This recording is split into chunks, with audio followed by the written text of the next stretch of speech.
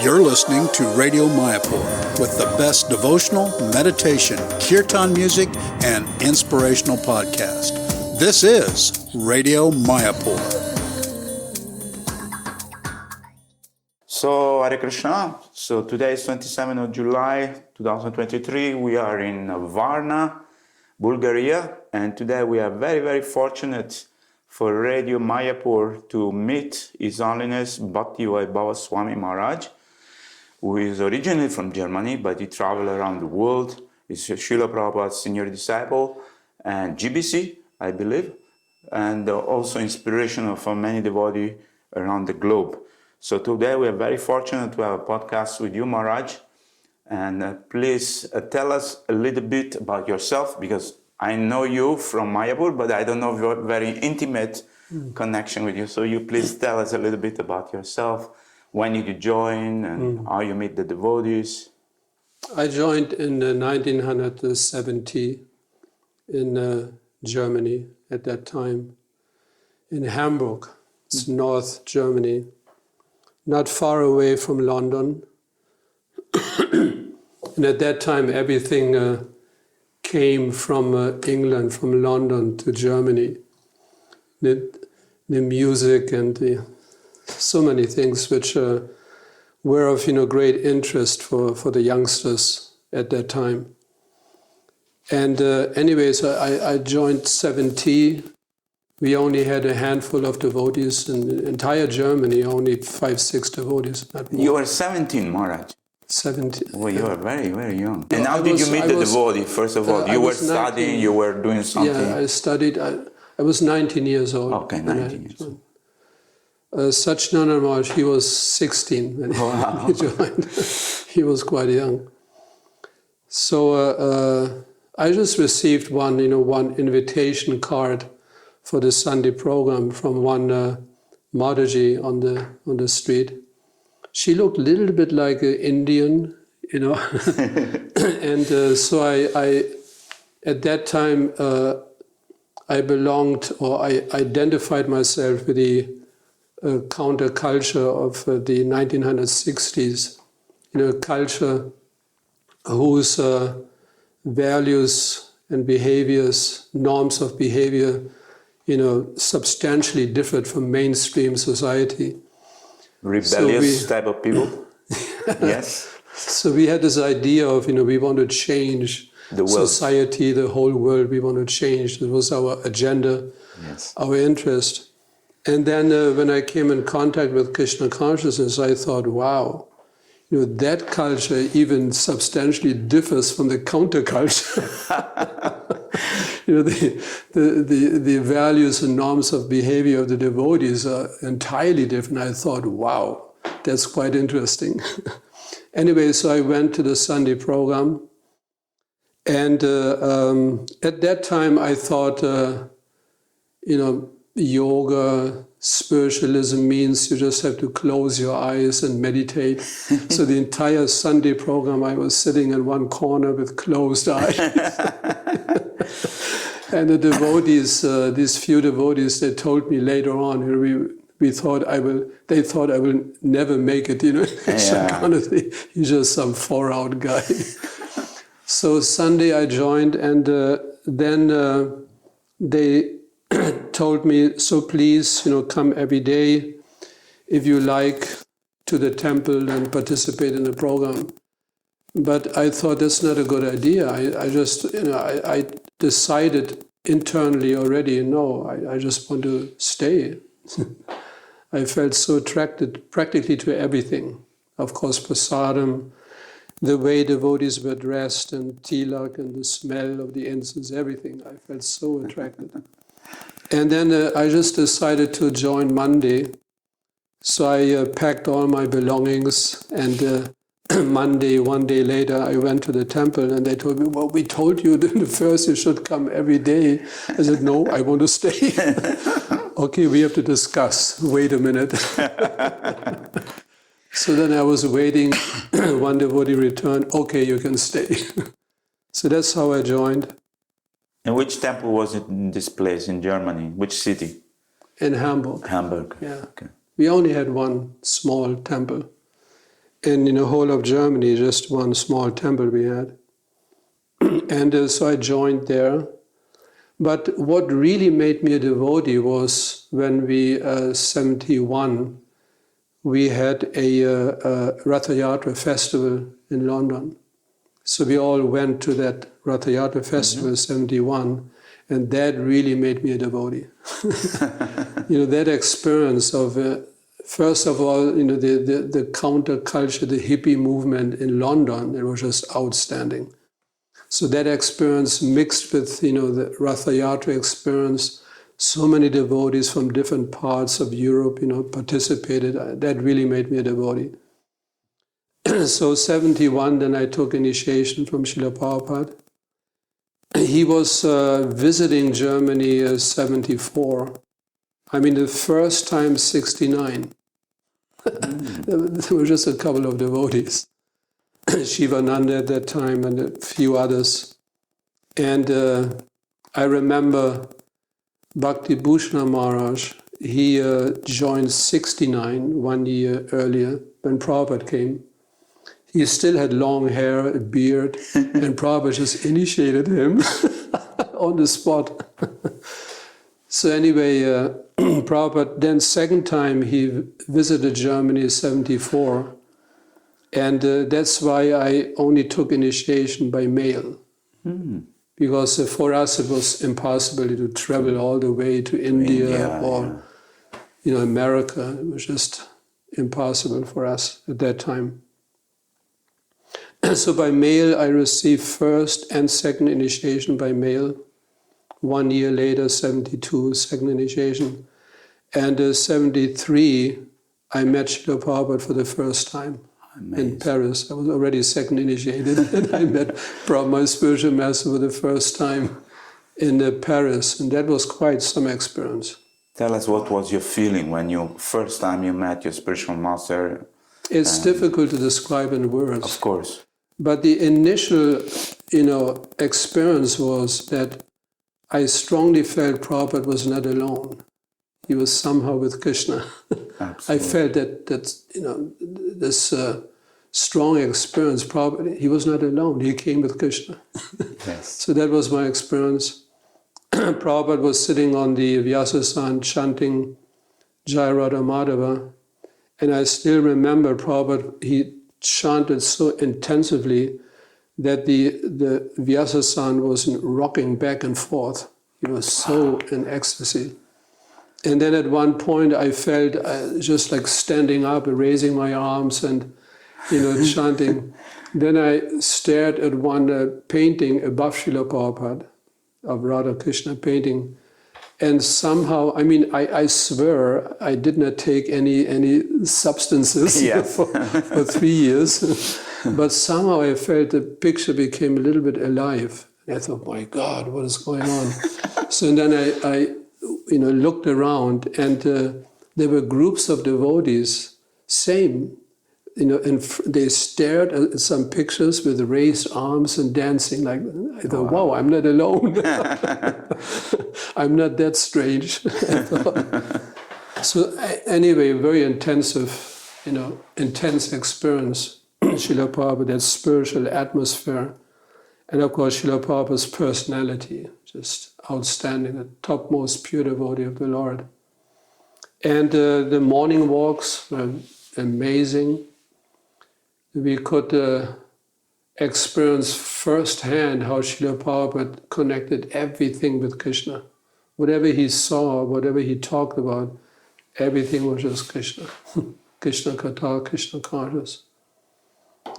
So that was my first, meeting with Srila Prabhupada. Then later on, 74, in Germany, again, similar experiences. Every morning, we went on a morning walk with Prabhupada. He didn't have these, what we call nowadays darshans. He just had these room conversations. He invited all the devotees, his disciples. Everybody was a potential disciple anyway of Prabhupada. Yes. So he just invited them into his room, and he just talked. He was very informal. we very say. informal, just talk. Open to everybody. Answers questions. Yeah. It's not the devotees were waiting in a line outside. There's everybody in.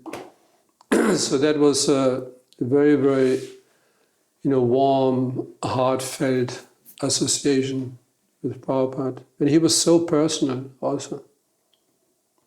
Very personal, but also very strict at the same time. Like we give this example of Guru, he is like as soft as a rose petal, but at the same time he can be as hard as a thunderbolt. Yeah. So that you experience with Srila Prabhupada, these two aspects. He could be very, very heavy, but at the same time very, very personal and very warm-hearted. Yeah.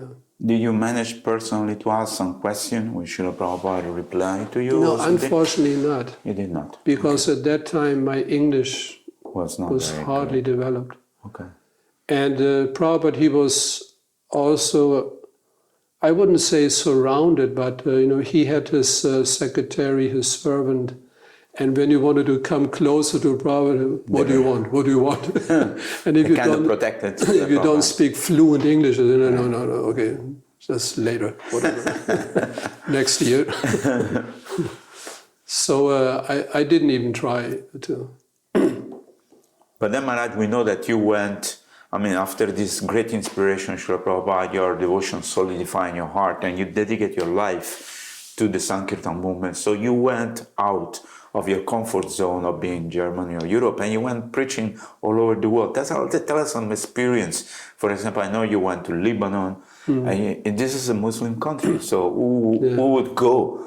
Even today, I don't know if they ask me, maybe, I don't know, I doubt it, I can go for preaching, but at that time, there was so much danger. Tell us some pastimes of this. That's what I learned from Srila Prabhupada to risk your life, for Krishna. When you read Srila Prabhupada's biography, it was just like that. Prabhupada was practically, literally risking his life. His fragile health at that time, and then traveling abroad, on a steamship. Even I wouldn't do this. Yeah, 70 years old. So that's what we learned from him, to just sacrifice your life for Krishna. And we imbibed that spirit. And that's why we, 76, we started traveling in the former communist countries. That was quite risky. In Russia? Russia and other countries. DDR, East Germany, Hungary, the former was all part Yugoslavia, of USSR. The Czech Republic. So they were all communist countries at that time. And we used to smuggle Srila Prabhupada's books, like a van full of books, just smuggling, very risky. Very dangerous. If we would have been caught, put him in jail for lifetime. Without any court cases, jail. Yes. For usually 10, 12 years. The same thing in Russia, of course, very, very risky. At that time, you could only visit Russia with a tourist group, not individually. You couldn't. Guided tour. Yeah, guided tour. You have means they take you wherever they want. Yeah. And they explain whatever they want. So every time I had to find some excuses, that to run off the group. I don't feel healthy today. I would like to stay back, and then sneak out, try to find the devotees, and so that was quite some adventure. And Arab countries also I used to travel, because there was one Arab devotee from, he was from Lebanon. He belonged to the PLO. Ex-PLO, yeah. I know, Ramanari. Yeah, I met him in India. He passed away. He passed away. He was in Mayapur actually for a long time. Yeah. He passed away in Mayapur. So he was a quite intense person. Yes. Very, he translated all Prabhupada books in Arabic language. Ishopanishad and the Bhagavad Gita. Right. Translated. So because he joined in Germany, in Berlin, and he immediately wanted to preach Krishna consciousness in Lebanon. He was definitely not afraid. And he was a trained Palestinian Liberation Organization member. Yes. He was tough. they were trained to eat frogs alive, this kind of training. Extreme. So he invited me, come on, let's go to Lebanon. And so I went, and that was quite some experience. Because at that time, there was a civil war between Christians and Muslims in Lebanon I believe, for 9 years, a war for 9 years. So every evening we could see buildings exploding. In the evening you could see that ball of fire, and then the building collapsed. And the next morning we went, downtown, distributing Arab Upanishads and trying to preach in some way. And the problem was that the PLO members, they thought, I was a spy, maybe from Israel or something, because I don't look like an Arab at all. Yes. German. But you were dressed in the ordinary clothes. Yeah. You were not dressed like sannyasi or brahmachari at that time. Civil clothes. Civil clothes, yeah. Because you cannot preach a non-Muslim religion. Of course. It's illegal. Very, very dangerous. Dangerous, yes. Very dangerous.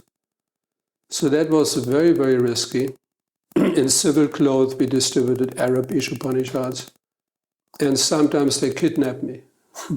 I think altogether about 4 or even 5 times. They just caught me on the street, dragged me into a car, and then drove me into the mountains. This is like a film, Maharaj. They put a hood on your head? They put a hood on your head? Not that extreme, much. but Okay. But they just but no question, just took you away. And I was praying to the Lord, to the singer, just if I would like to preach a few more years, if possible. Anyway, so in the first time I was really scared, because with a gun at your head, they ask questions, and if you didn't answer quickly enough, they just pull the trigger. I mean, not shoot, but pull the trigger, and then you don't know what will happen. What to say. So several times they pulled the trigger, and then I just invented gave some answer, and I believe they could sense some kind of innocence in the way I replied and behaved. So they just, anyway, get out of here. Get lost. So then the second time happened again. I felt a little more relaxed. And then the third time I was even looking into the gun, like inside, what is this? Anyway, just get out. So that was quite... one time I remember I distributed Arab Upanishads in one building. And when I left the building, maybe like 3-4 minutes I was walking, the entire building blew up. With the people inside? With the people inside. Oh my goodness. So I thought, wow. With a white, motionless face, I was just sitting on the ground, on the street, and I thought, wow. So this was quite intense. And then I also traveled in other Arab countries, in Syria, in Far East, in Dubai, Bahrain, and all these countries, Abu Dhabi. So I was preaching, traveling in those areas, and that was not so dangerous. Lebanon was most dangerous, but that was quite nice. Usually I met Indians, but the local people was quite a little bit difficult, I would say, because of their strong Muslim background. Yes. They were just not very much inclined to hear about anything else. Now it changed, I believe. Yes, there's a big congregation now. Big congregation. And a lot of devotees, mostly Indian, but few Muslim also join, but mostly Indian, very successful. Among the Arabs, there's some interest that's developing. Yeah. But at that time, there was absolutely nobody. no So you are the pioneer, Maharaj. You are the one who went and established the flag. At least preaching to the Indians. Yes. The sheikhs, I couldn't explain anything. They did not interact. They were just quiet. Yeah. I think now the sheikh, they're more approachable because also they send their son to study in America and Europe, and they come back and they understand the culture, so it's a different ball game. But still, they vary so much into their own culture, But they are approachable. Actually, even Arabs, at least in Lebanon, because I distributed from door to door, so they often invited me. Yeah. So please come in. Nice people. Only problem is, it is part of their culture. They always offer to the guest, this concentrated black coffee.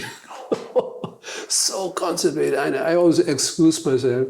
But at one time, I compromised because I also had English books with me. And then, that particular host, he told me, I would like to take all your books, whatever you have, just give it. But you have to take this, this is our culture. And I thought, oh, Krishna, what shall I do? Because if I say no, that would be disappointing. Very impolite and disappointed. He wouldn't take any book. So I prayed to Krishna, please forgive me. I'll take this coffee. So I took a little nip of that. And I remember, when I left that particular flat, my heart was pumping. Because we are not used, to this. Yeah. Yeah. Nice. So, Maharaj, tell us about your duty as a sannyasi and as GBC, how you're contributing to Srila Prabhupada movement today. Yeah, I was actually, Srila Prabhupada wanted to give me sannyas in 73 because he heard about my, I'm a brahmachari and extensively preaching, traveling and leading 2 Sankirtan groups. And he wanted to give Shivananda, at that time myself and another German devotee, Ikshvaku. He wanted to give sannyas in 73. Nice. So we were already on our way to London. But then, and I don't remember who, some of the main sannyasis, he deviated, he fell down. And Prabhupada was very disappointed. He said, no more sannyas initiations, at least for some amount of years. Yeah.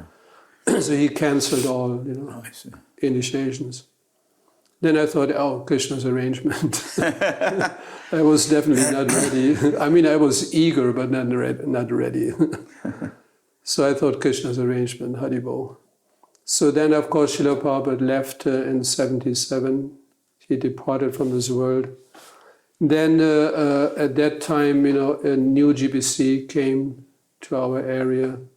And I asked him, what about sannyas Srila Prabhupada wanted to give me? So he mentioned, forget about it. He was very strict. I said, okay, I just crossed it out of my mind. But then I remember in 1990, it was 1990, he was a little bit under pressure because other GBC members, they noticed that in his particular area, this zonal area, there was hardly any sannyasi, and he was the only initiating guru after so many years. And so they put him a little bit under pressure. And then he just, I was in Mayapur, not thinking at all about sannyas. I just, I was happy. The traveling preaching, I was satisfied. And then he just, out of nowhere, he approached me. So now you take sannyas. I said, what? Because normally you have a test period.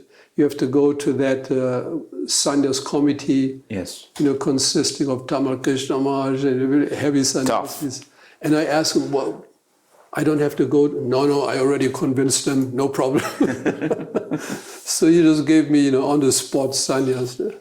Special. Actually, what I did, I really wanted to feel that Prabhupada gives me sannyas. So I took the danda, went to Prabhupada's murti in Mayapur and placed it in Prabhupada's arms. And in this way, I imagined, Prabhupada gave me sannyas. Anyway. Nice.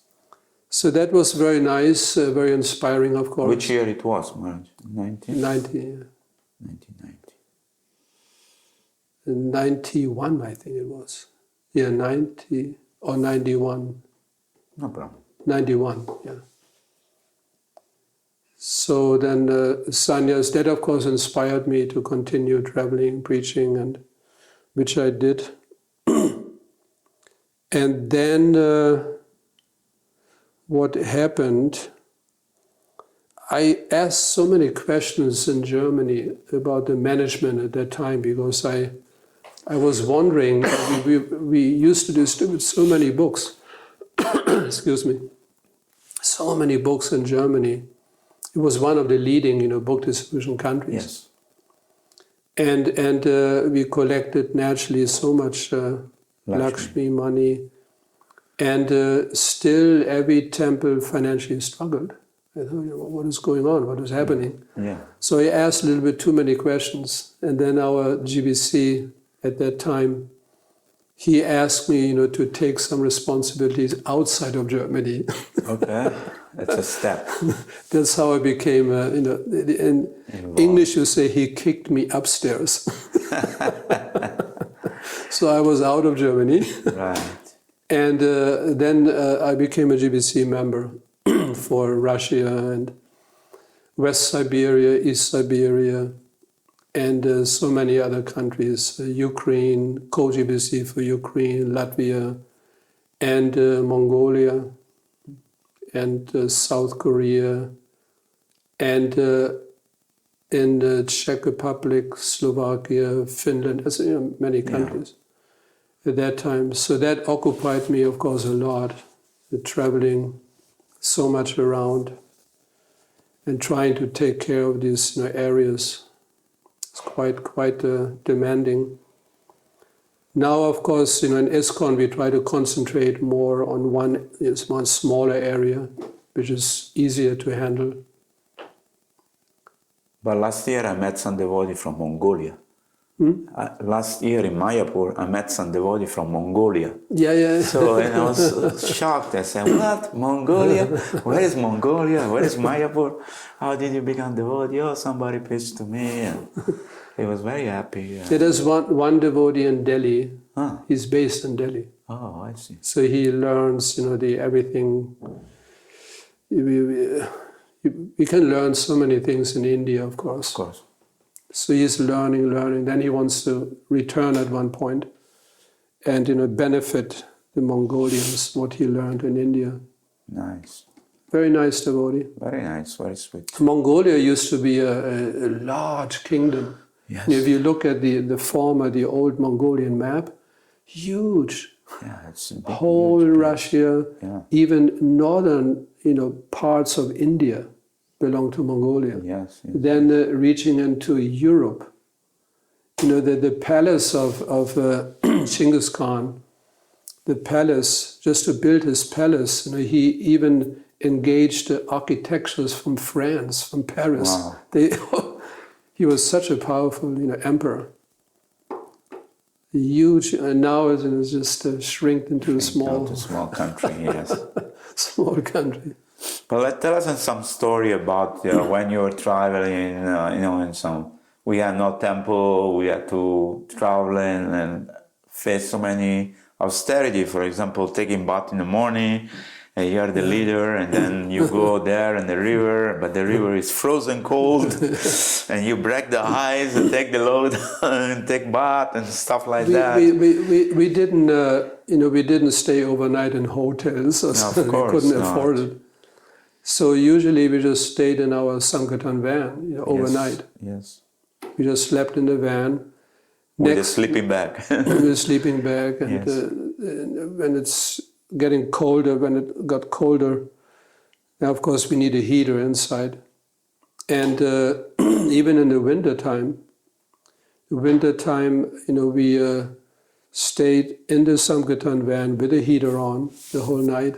And the next morning we took shower outside. Yeah. Usually we went to into the riverside, some kind of river. And in the forest. In the forest, some place wherever. In the winter time. Yeah. And then with our gamsha barefoot, walking over the snow, taking in Switzerland. I told you once before. Yeah. Switzerland, it was below 5 or 6 below zero. So the water was also below zero. Yeah. But because it was flowing, it didn't freeze. Right. So I didn't know that. I thought, That's zero. okay. It's cold. Okay, I wanted to give an example, to the other brahmacharis. So I went out with my loader, and and then I wanted to take a shower. So when that water hit my chest, I was sliding 5 meters back on the snow. It was so cold. It was like a shock, Anyway, and sometimes in big cities, we used to take our shower. We went to the fountain, in the middle of the city in Germany. Right. In many cities, we have this fountain, kind of fountain in the middle. Yeah. Because of early in the morning, there was nobody there. So we went to the fountain, the water, and took our shower in there. And overnight, later on, then it just became too austere, to sleep in the van all the time, packed together with 4 or 5 other devotees. So then we managed to stay overnight, and we went to churches, Christian churches, and we asked the priest whether they have some kind of facility for us to stay overnight. And because you are monks, right? Yeah, we told them, we are Brahminical monks. Yes. We are related to an Indian culture, like. Yes. And they usually, had Obliged. some kind of guest room, something they had. So this was quite nice. And then in the morning we had some philosophical, discussion with them, and very exciting. And you give them some book as well. Yeah. Yes. We always offered our books. Yes. They politely accepted. Yeah.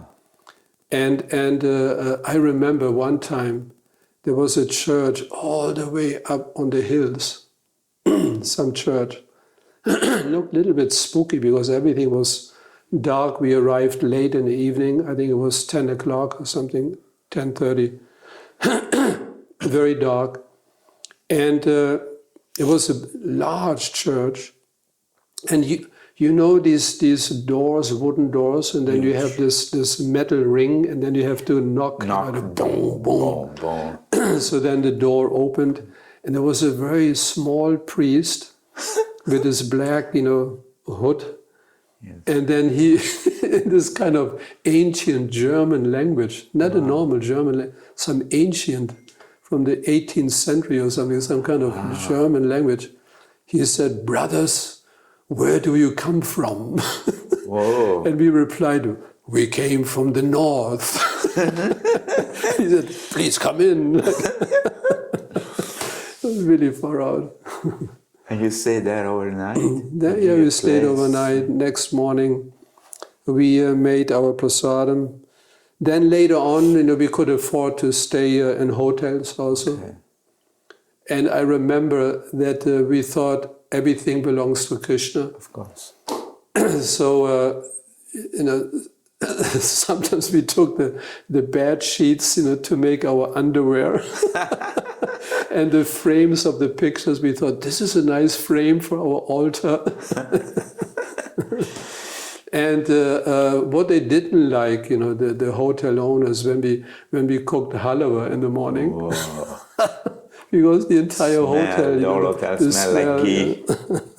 And they came, "What are you doing? You're not supposed to cook in the hotel." Please taste.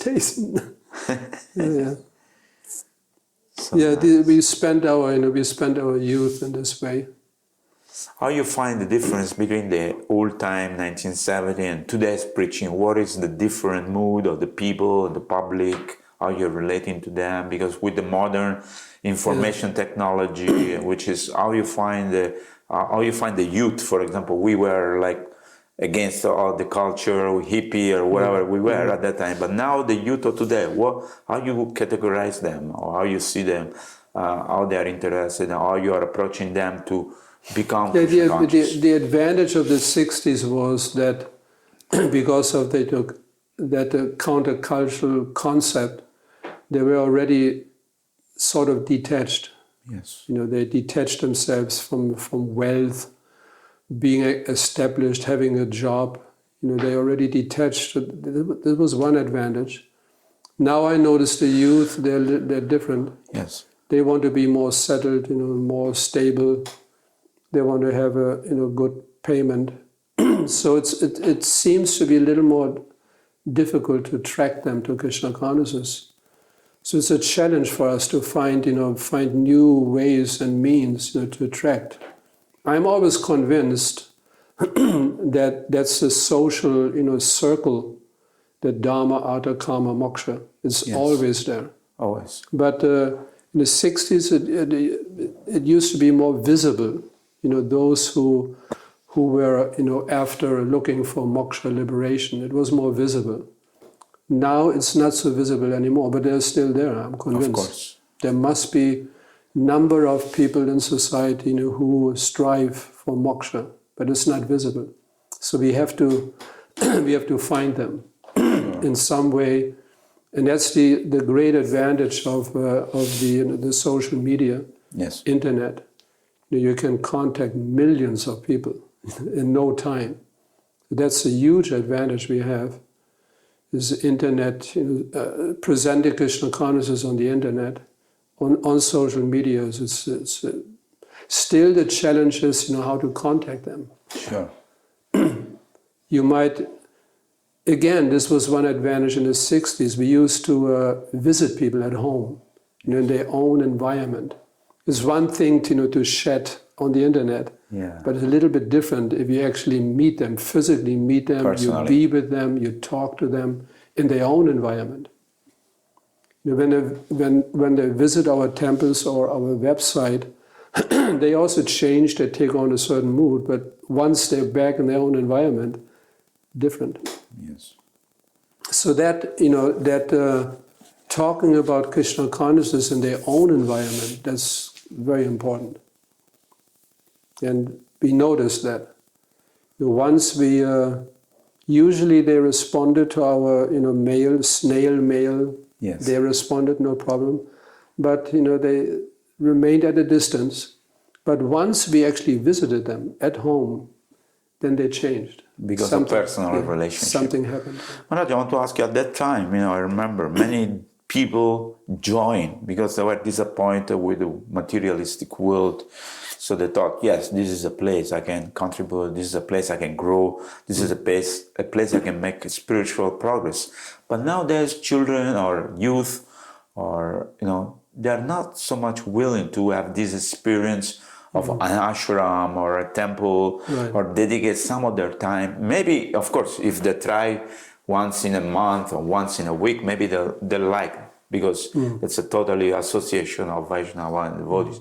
But I find that people are not willing to dedicate their life like we were at that time, to join and say, okay, enough of this material world, I want to try this. Yeah.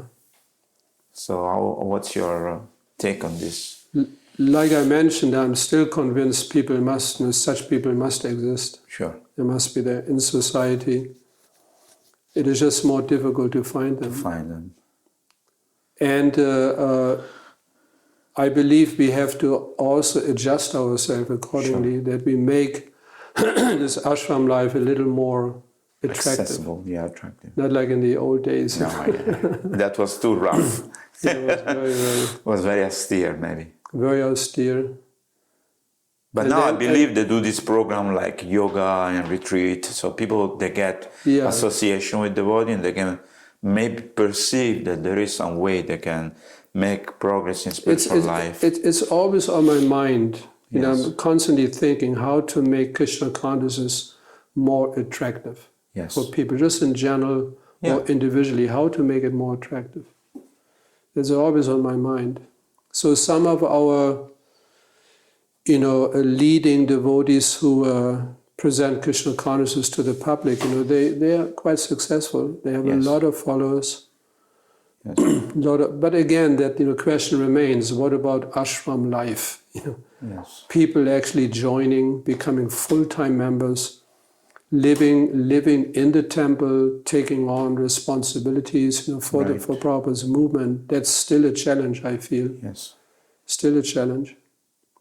And Especially in the West. In India, the people are still joining. India is different. In India, it's different ballgame because people are more Catholic. I think it's part of the culture. Yeah, so no problem. Part of the culture. Like Thailand and many, China even maybe, the people that go and become monks. It's a common thing, ashram, guru, ashram life, teacher. Yeah. It is a common. People go and... The West is different. West is very, very different. And that's a challenge, I experience now that the temples which I know in the West, less and less people are visiting, less and less ashram devotees are active. It's a great challenge. But of course we have a bigger congregation, right? Yeah, mostly Indian, of course, but even Western people. So these people maybe could contribute and come sometime and offer some service to the temple, whether it's pujari or cooking or Sunday feast. I'm sure there is kind of rotation. If they're dedicated to... If they're Indians, then it works. Easy. But Westerners is much more difficult. Yeah, it's difficult for them. Although they're congregation members, but they hardly actively participate in Prabhupada's movement. Right. They just want to visit Sunday and stay aloof. Yeah. It's a great challenge. But and I'm really concerned because at one point, the Prabhupada disciples, they're gone at one point. Yes. And those ashram devotees we have, they're also married at one point. Yes. And I'm a little concerned about the future of that, that model Srila Prabhupada gave us, temple, ashram life, etc. I'm quite concerned, related to the West. Yes. In America, I believe we already experience quite, Yeah, there's only Indian congregation. Quite set all over the world, actually. There's only mostly Indian congregation. Yeah. We're taking care of the temple. We're doing the services, whether in Japan or Malaysia or many, many other countries. Even in Dubai and Arab countries, same. It's all Indian people. Same. Anyway, I hope that Krishna will reveal to us how to do this because we want to maintain those temples where Prabhupada visited, and there will be, Krishna will send some devotee, and obviously we will modify our strategy to attract everybody. In Slovakia, there's one devotee as an architect, and he's building something really beautiful. Strictly according to Vastu, huge building with all sorts of facilities inside. And I hope, that it looks quite promising. And he, because of his presenting Krishna consciousness to the public, he has a lot of followers. Nice. And he told me that he's convinced if he finished that building, that project, that building, he is convinced that so many of his followers, they will take shelter in it. They will be connected with ISKCON. They will create a community, maybe. Create a community, also based on temple and ashram, but also a lot of other facilities. Yeah. So this might be a model for the future. Yeah, we have to integrate everybody. Yeah. It's all-encompassing. Yeah. Vedic culture is all-encompassing. We don't leave anybody outside. Not just one brahmachari type of temple and that's it. No. Yeah. There may be beginning it worked. Yes. But later on we have to expand and make it much more versatile and attractive. Absolutely. Yeah. So thank you very much, Maharaj. Would you like to give any message to those people who are today listening to Radio Mayapur? Any message for them, inspirational? Please continue listening. It is so important, to nourish your spirit, soul, the spiritual aspect of your existence and life. It is essential to nourish it, and that's a prime facility we have. This Radio Mayapur, the link to your heart. Continue on a regular basis. Listen, and benefit. Thank you so much, Bhaktivaibhava Maharaj. Srila Prabhupada ki. Ananta Kodi Hare Krishna. Jai. Thank you so much. Hare Krishna. Haribo. You're listening to Radio Mayapur with the best devotional, meditation, kirtan music, and inspirational podcast. This is Radio Mayapur.